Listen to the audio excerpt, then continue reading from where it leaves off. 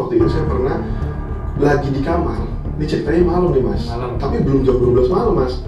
Lagi di kamar, tiba-tiba di ruang tamu itu kayak suara bising gitu mas. Sekitaran, saya lupa jamnya, cuma tiba-tiba ada yang ngetok pintu mas. Duk duk duk, itu keras banget mas. Itu mas, rapi. Gila kan?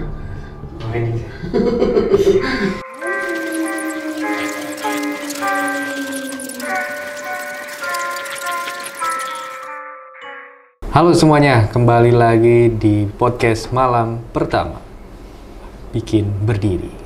Dan di video kali ini kita kedatangan bintang tamu. Bintang tamu kali ini adalah seorang yang mau menceritakan pengalaman mistisnya. Katanya sih serem gitu. Langsung aja kita kenalkan ya. Di sini ada Mas Yusuf. Halo mas. Iya, selamat datang Mas Yusuf. Ya. Gimana kabarnya? Alhamdulillah baik. Baik ya. Boleh dong sebelum kita mulai podcast ini, boleh dong dikenalin ke teman-teman namanya siapa, dari mana boleh? Oke, jadi mas, nama saya Yusuf. Kebetulan saya kerja di jadi salah satu karyawan swasta di daerah Kuningan. Ya nggak usah saya sebut ya namanya. Oke. Itu. Dan katanya Mas Yusuf nih punya pengalaman mistis. Jadi sebelumnya buat teman-teman yang nggak tahu, kita tuh ada email. Jadi Mas Yusuf tuh ngirim email ceritanya gitu, mau berbagi pengalaman ya. Iya betul. Mau sharing gitu.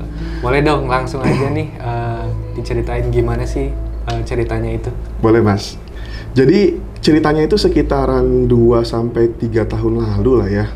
Oke. Iya itu. Di 2020 berarti ya? Ya kurang lebih 2020-an lah ya.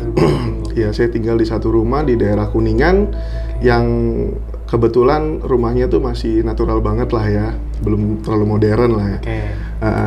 Jadi di situ ketika saya buka pintu depan itu view-nya adalah empang. Nah, kalau saya buka pintu belakang itu adalah sumur. Oh, sumur. Nah, dan di sini sih yang agak ngeri-ngeri dikitnya ya menurut saya sih dikit karena saya sudah terbiasa tadinya. Jadi ketika jadi gini, kalau saya mau mandi atau mau ke toilet ya itulah di sumur tadi, dan kebetulan tempatnya terbuka. Jadi kalau malam-malam saya mau ke toilet ya saya harus keluar lewat pintu belakang itu gitu. Itu dari rumah ke sumur jaraknya jauh apa? Ya nggak jauh sekali sih, buka pintu ya depan lah kelihatan gitu. Cuma memang minim banget penerangan. Nah, cerita mistisnya tuh bermulanya dari mana? Nah, jadi gini mas, awalnya ya sebenarnya awalnya normal-normal saja ya. Setelah 1 bulan saya tinggal di situ, nah itu baru baru kerasa tuh yang agak aneh-aneh itu.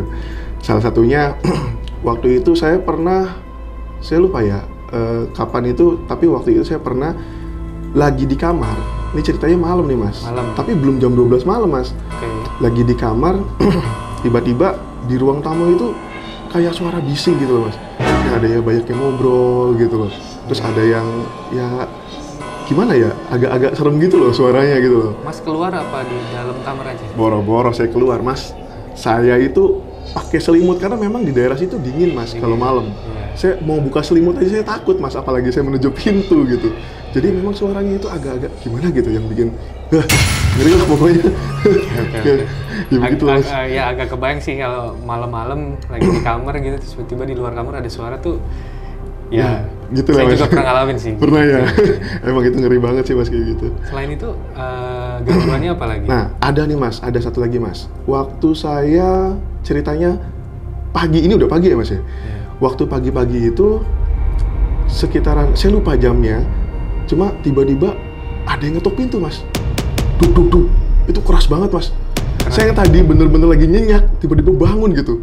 Keras banget, cuma ya tadi, seperti yang tadi mas, saya nggak berani buka pintu gitu.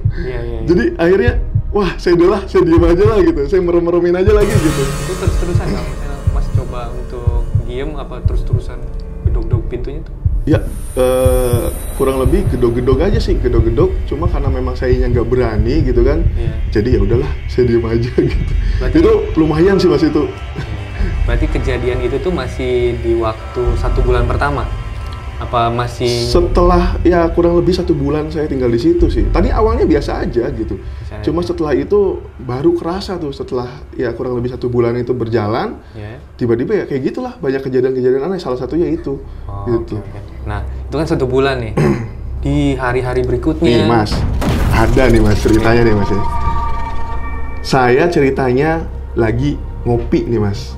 Nah, ini saya bawa kopi nih, saya bikin kopi. Malam Kejadiannya? nih. Malam nih ceritanya, malam. Saya bikin kopi, main game online mas, biasa ya di depan, di teras gitu kan. Lagi saya main game online, saya tuh kebelet mas ceritanya tuh, aduh sakit perut gitu kan. Akhirnya udahlah, saya ke toilet dulu. Nah, toiletnya tahu sendiri kan? Iya. Itu saya dari depan masuk ke dalam dan ke belakang ke toilet. Itu tuh udah hawanya dingin gitu kan. Udah gitu, aduh mencekam banget lah. Jadi kayak uji nyali gitu, rumah sendiri kayak uji nyali gitu. Akhirnya saya masuk ke rumah, setelah itu saya keluar kan ke pintu belakang menuju sumur yang tadi saya ceritain itu dengan rasa ya ngeri-ngeri sedap gitu lah. Itu saya dipercepat tuh mas, wah pokoknya selesaikan gitu urusan saya. Iya. Gitu ya. Nah ini mas, yang aneh. Jadi ceritanya nih mas, sebentar mas, sorry nih ya. Okay. Ini soalnya saya lagi serem banget sih di sini.